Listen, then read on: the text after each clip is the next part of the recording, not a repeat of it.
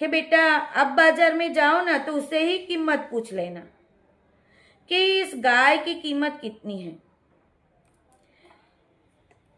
अब बच्चा बाजार में जाता है और फिर से दो आदमी आते हैं और वो बच्चा कहता है कि आप ही बताओ कि इसकी कीमत क्या है, आप तय करो। तो वो लोग कहते हैं कि बेटा इस गाय की कीमत ना 6 दिरहम है ना 12 दिरहम है। तेरे पास बनी इसराइल के कुछ लोग आएंगे और वो ये गाय को तलब करेंगे, ये गाय मांगेंगे। जब तू उसको इसकी कीमत बोलना, इस गाय को, और वो बोले तब बोलना कि मुझे इस गाय की कीमत ये चाहिए कि गाय की चमड़ी उतारकर उसमें जितना सोना चांदी भर जाए वो इस गाय की कीमत है।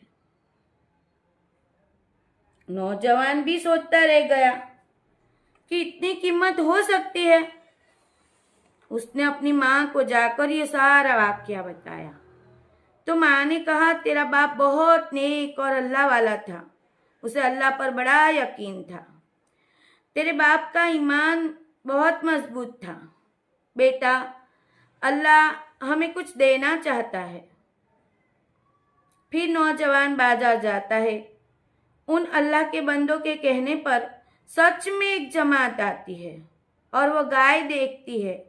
उन्हें लगता है ये वही गाय है जो हमें चाहिए। उसने बोला कीमत मालूम है इसकी? चमड़ी भर के सोना चांदी, जितनी कीमत चाहिए मुझे। उन्हें तो गाय लेनी ही थी तो उन्होंने किया ठीक है। लेकिन अब उनके सामने एक मसला आ गया कि भाई ये गाय के पैसे देगा कौन। तो उन्होंने कहा कि ये जो गाय के पैसे हैं, जो मरहूम मर गया है उसी की माल मिलकत बहुत सारी है, तो उसे बेच दे और ये गाय की जो कीमत है वो इसे दे दे। उन्होंने सारा माल जो था वो सारा माल बेच दिया। वो जमात इतनी फिक्रमंद क्यों थी?